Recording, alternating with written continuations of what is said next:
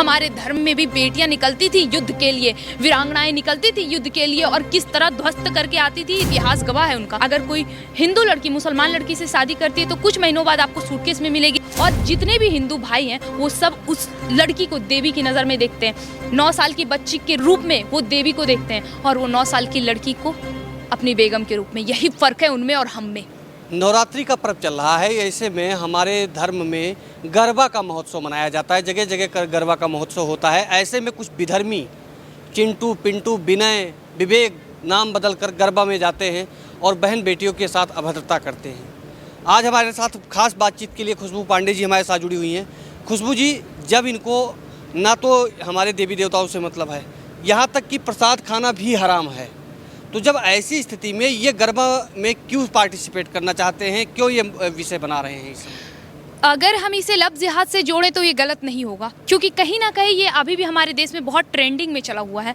इन लोगों के पास और कोई काम नहीं बचा है। जब ये लोग थक चुके हैं कि अब लड़कियां ऐसे नहीं बहलने वाली हैं तो चलो ऐसे बहलाते हैं, क्योंकि गरबा है, जाहिर सी बात है, नवरात्रि के समय चल रहा है तो यहाँ पे पार्टिसिपेट करने वाले हिंदू ही होंगे, कोई गैर हिंदू तो होंगे नहीं। लड़कियाँ इसमें बहल जाएगी। नाम क्या बता रहे हो? विवेक शास्त्री नाम क्या बता रहे हो? दीपक शर्मा।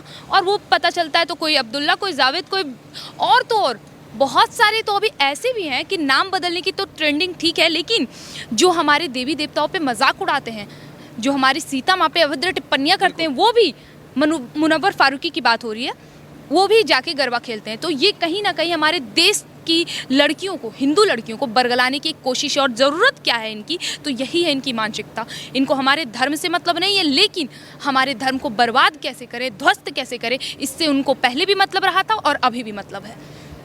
जब जावेद अब्दुल ये जा सकते हैं तो सलमा और फातिमा क्यों नहीं आ सकती? बस यही दिक्कत है कि वो हमारे धर्म की बेटियां नहीं है। हमारे धर्म में भी बेटियां निकलती थी युद्ध के लिए, वीरांगनाएं निकलती थी युद्ध के लिए और किस तरह ध्वस्त करके आती थी, इतिहास गवाह है उनका।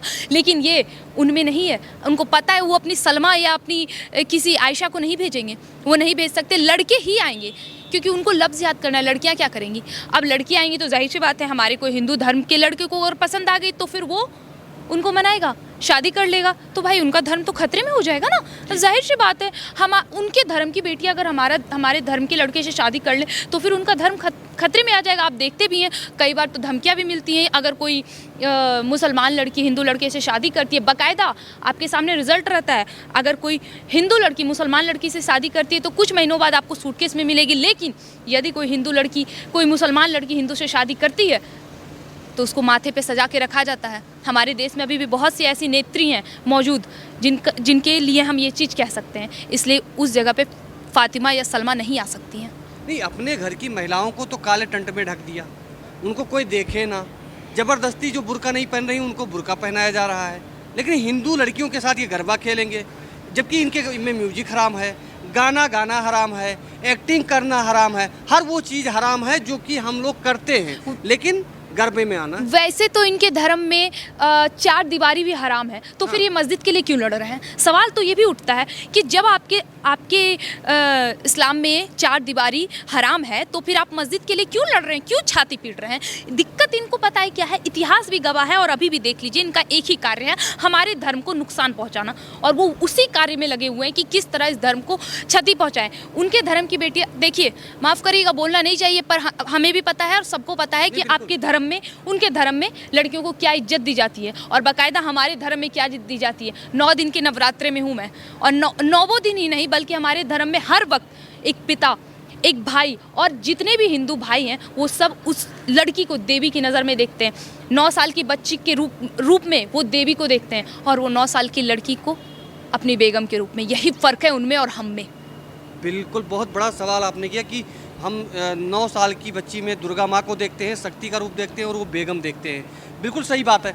लेकिन सबसे बड़ी बात यह है कि जब ऐसे सेंसिटिव विषय पे बात की जाती है तो जो गरबा कर रहे हैं या करवा रहे हैं उनकी भी एक अपनी जिम्मेदारी होनी चाहिए कि अगर कोई आता है तो उसको लेकर उनको क्या प्रिकॉशंस लेना चाहिए कि इस तरह से विधर्मी उसमें न घुस पाए। बिल्कुल बहुत अच्छी तरीके से अब तो देश में माहौल ऐसा हो गया है कि हमें अपनी बेटियों को बचाना होगा और बेटियां तुम्हें खुद बचना होगा, क्योंकि तुम्हें हाथ पकड़कर कब तक भाई और पिता और कोई पति चल सकता है या कोई दोस्त चल सकता है, तुम्हें खुद बचना होगा।